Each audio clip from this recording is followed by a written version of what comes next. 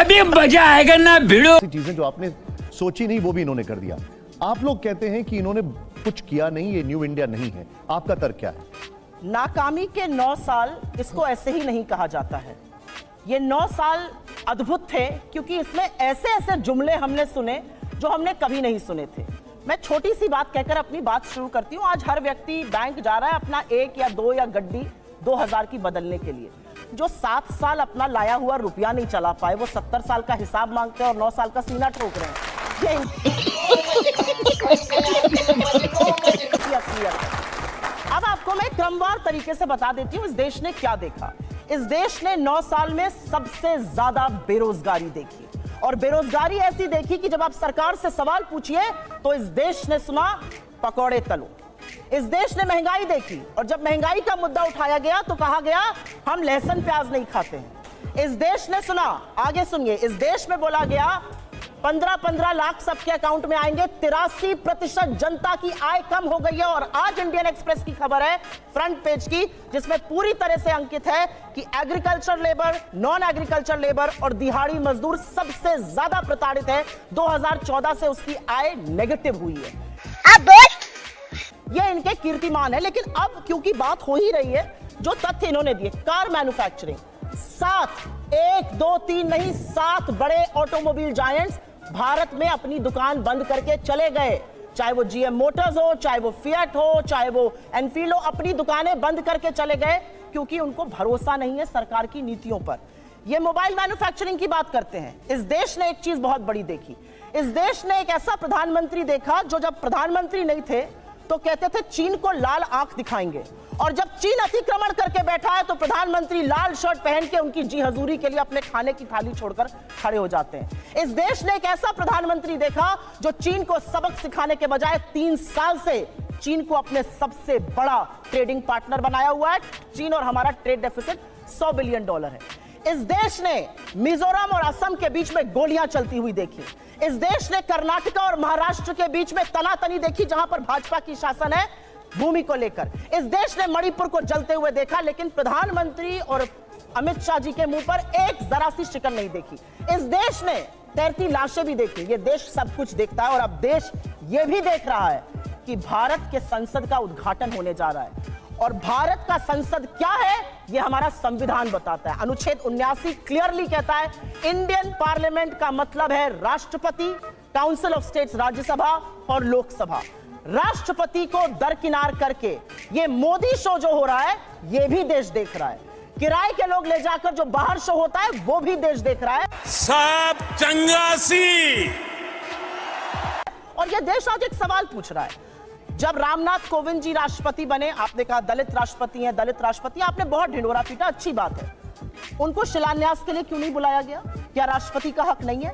आज एक अनुसूचित जनजाति की महिला इस देश की राष्ट्रपति है, उनको इस हक से वंचित क्यों किया जा रहा है? ये सवाल सब पूछ रहे हैं और आज इतिहास बन रहा है। और मैं अपनी बात यही कहकर खत्म करती हूं कि इतिहास मोदी जी को लगता है इमारतों से बनता है।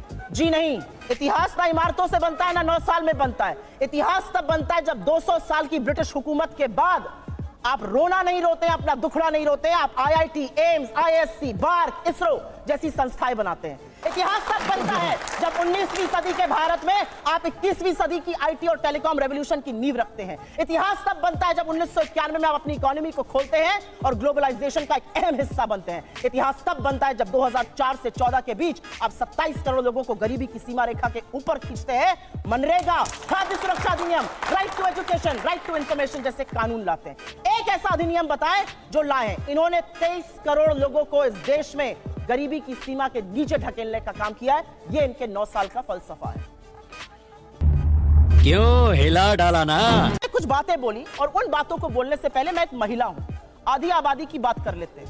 यहां से मुश्किल से 10 या 15 किलोमीटर दूर पर इस देश की सबसे डेकोरेटेड, सबसे सम्मानित वो लड़कियां जिन्होंने बड़े बड़ों को पटखनी देके हम सबके सीने गर्व से चौड़े किए हैं, 1 महीने से बैठी हैं और यौन शोषण का आरोप आपके सांसद पर लगा रही हैं। आपके मुंह से एक शब्द नहीं फूटता है, एक शब्द नहीं निकलता है। मोदी जी के मुंह से एक शब्द नहीं निकलता है, अमित शाह के मुंह से। क्या ऐसी आपकी फंसी है ब्रजभूषण शरण सिंह से कि आप नहीं बोलते हैं? ये सवाल मैं एक महिला होने के नाते पूछती हूँ, मैं एक महिला होने के नाते पूछती हूँ। बिल्किस बानो के अपराधियों को किसने रिहा किया? क्योंकि वो मुसलमान थी तो आप बोलेंगे नहीं। अंकिता ठाकुर का जिसने कत्ल किया, जिसने उसको जिस्म फरोशी में ढकेला, वो आपके विधायक का बेटा था। आप क्यों चुप है? आपने वहां पर इमारत ही गिरा दी कि सबूत ही ना मिले। आपका विधायक दोषी पाया गया है हत्या और सामूहिक बलात्कार का, कुलदीप सिंह सेंगर। ये बात करेंगे महिला सुरक्षा पर। ये चूड़ियां भेजते थे प्रधानमंत्री को, आज इनके मुंह से एक शब्द नहीं फूटता। इतना छोटा पहले कभी नहीं हुआ होगा।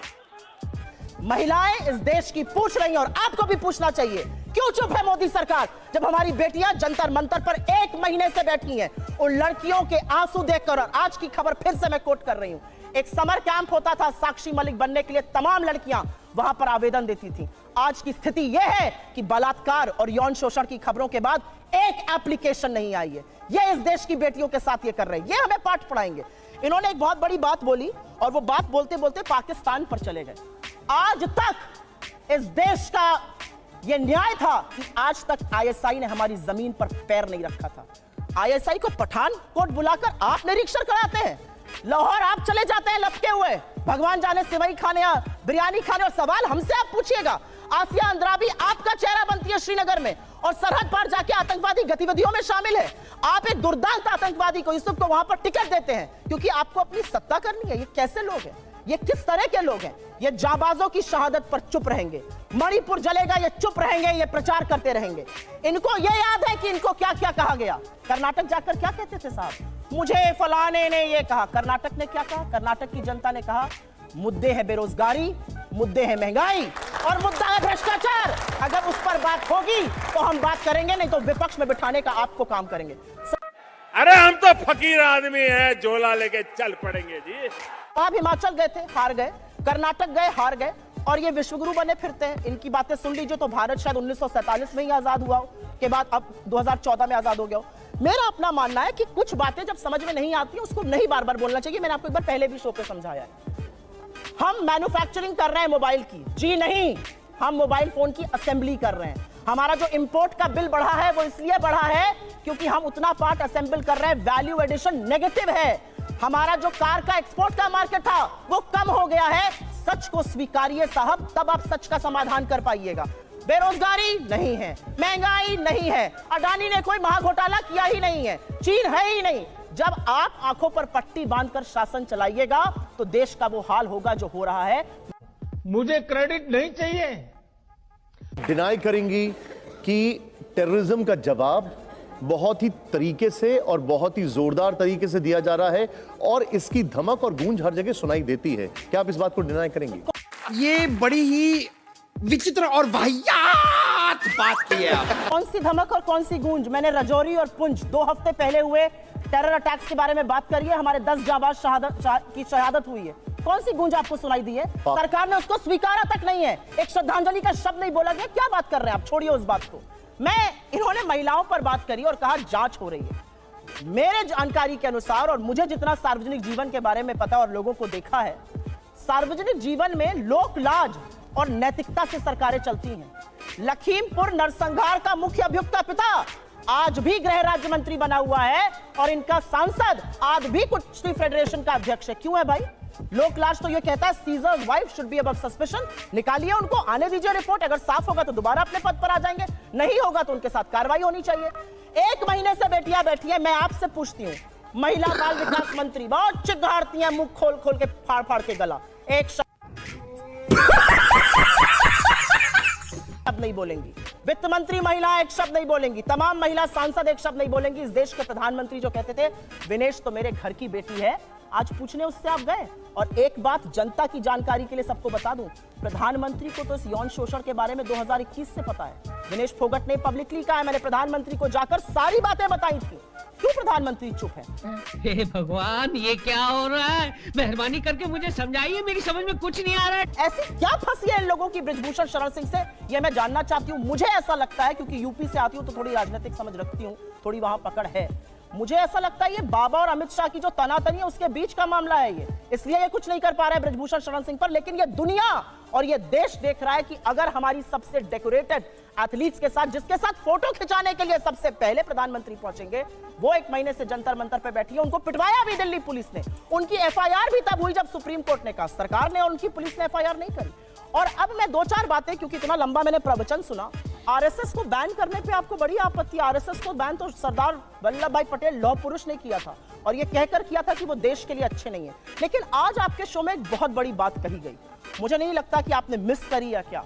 यहां पर इस देश के एक सांसद ने, जिन्होंने संविधान की शपथ ली है, इन्होंने 1947 की आजादी को ही नगण्य कर दिया और गांधी पर ही सवाल उठा दिया कि कोई अपने आप को राष्ट्रपिता कहता है। राष्ट्रपिता अपने आप को महात्मा गांधी ने नहीं कहा था, राष्ट्रपिता की उपाधि उन्हें सुभाष चंद्र बोस ने दी थी, ये याद रखिएगा आप।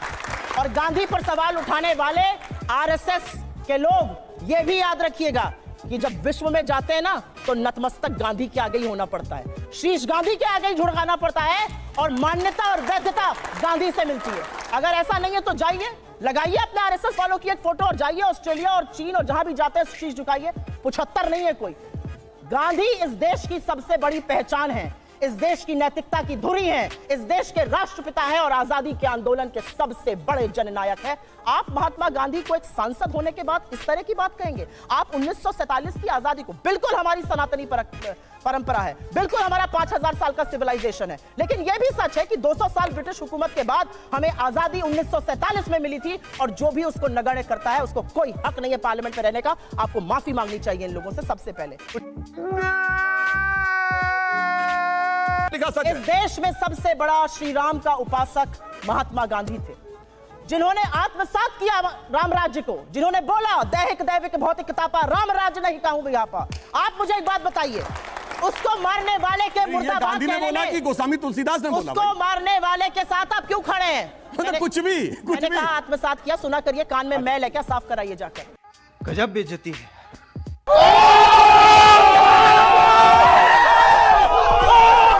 आत्मसात करने को बोला, उसके हत्यारे के साथ आप खड़े हैं और वही काम कर रहे हैं जो गोडसे ने किया गांधी को। आज भी आप क्षण क्षण मांगते हैं एक सांसद होने के बावजूद। ये सब क्या देखना पड़ रहा है? अच्छा है मैं अंधा हूं।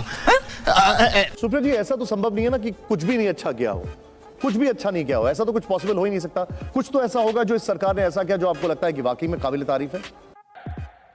झूठ बोलो, बार बार झूठ बोलो, जो भी बोल सकते हैं सब झूठ बोलो, जहां भी बोल सकते हैं झूठ बोलो, जितनी बार बोल सकते हैं झूठ बोलो, किसी भी विषय पर बोलो तो सिर्फ और सिर्फ झूठ बोलो। एक ही काम, झूठ बोलो, झूठ बोलो, झूठ बोलो, बार बार बोलो, बार बार बोलो, बार बार बोलो, हर जगह पे बोलो और जोर जोर से बोलो। इसका मैं जवाब दूंगी, मेरे पास है इसका जवाब, ऐसा नहीं है। अब इसका जवाब दूंगी। आपने 3 सवाल पूछे, तीनों का क्या जवाब मिला? सेंसस क्यों ना, सेंसस डिपार्टमेंट है। अरे भैया, सरकार तो आप ही चला रहे हैं, झुंझुना बजाने के लिए वहां पे बैठे हैं। पहली बात यह है। आपने पूछा नौकरियां 2 साल से नहीं हुई है, वैसे तो इतनी नौकरियां बन रही है हिंदुस्तान में, सबको नौकरियां मिल रही, कहां बेरोजगारी है, कहां महंगाई है, कहां करप्शन है। आज देश की यह स्थिति है कि हर साल 2 करोड़ नौकरी का वादा करने वाले प्रधानमंत्री को अपने 90 वर्ष में 71,000 चिट्ठियां बांटनी पड़ रही है जो डाकिया घर लेके जाता था। ये नौकरी की स्थिति आ गई है, ये असलियत है इस देश में। आज अर्थव्यवस्था की असलियत यह है कि आपके तुगलकी फरमानों के चलते 8.2% ग्रोथ की जीडीपी 4.1 पर कोरोना काल के पहले आप घसीट लाए थे। कोरोना के बाद की मैं बात नहीं कर रही हूं। 45 वर्ष में सबसे ज्यादा बेरोजगारी कोरोना के पहले थी। लेकिन चलिए, एक बात जरूर बोलना चाहती हूं, आपने सीए और एनआरसी पर इनसे सवाल किया और किसान बिल पर किया। नई संसद का इनॉग्रेशन हो रहा है ना, उस नई संसद में मैं भगवान से प्रार्थना करती हूं कि लोकतंत्र की आत्मा की हत्या ये कम करेंगे। सीए एनआरसी आपने पास किया, 3.5 साल हो गए, आज तक रूल्स नोटिफाई क्यों नहीं किए गए? वो भी झुंझुना था, सिर्फ पोलराइज करना था, रूल्स नोटिफाई आज तक नहीं हुए, 3.5 साल हो गए। किसान बिल आपने पास किया था, 750 किसानों की शहादत भी हो गई। सत्यपाल मलिक आपके बनाए हुए गवर्नर, मेघालय, गोवा, बिहार, आपके बनाए हुए गवर्नर, जम्मू कश्मीर, वो कहते हैं प्रधानमंत्री से मैंने कहा 750 किसान मर गए, प्रधानमंत्री का मुझे क्या फर्क पड़ता है। उसके बाद प्रधानमंत्री ही उसको वापस ले लेते हैं। तो किसान बिल भी मास्टर स्ट्रोक था, वापस लेना भी मास्टर स्ट्रोक था। नोटबंदी भी मास्टर स्ट्रोक थी, वापस लेना भी मास्टर स्ट्रोक है। ये कौन से गिरवी दिमाग रख के लोग बात करते हैं। मेरा अपना मानना है एक चीज सरकार ने अच्छी करी और उसमें इनको 100 में से 100 अंक मिलने चाहिए। बिना काम का ढिंढोरा कैसे पीटा जाता है उसका सबक इन्होंने सबको पढ़ा दिया है। खूब लोगों ने वो सीख लिया है। क्या बढ़िया था गुरु। बिना रत्ती भर का काम मत करो और ऐसा ढिंडोरा पीटो कि लगे वाह जी वाह। वो इन्होंने अच्छा किया, इन्होंने सबको सिखाया है। काम के नाम पर, उपलब्धियों के नाम पर इनका रिकॉर्ड 9 साल का नील बटा सन्नाटा है। मैं उत्तर प्रदेश से आती हूं, 0/0 है। भाई मजा आया। खत्म। Bye bye, tata, goodbye, गया।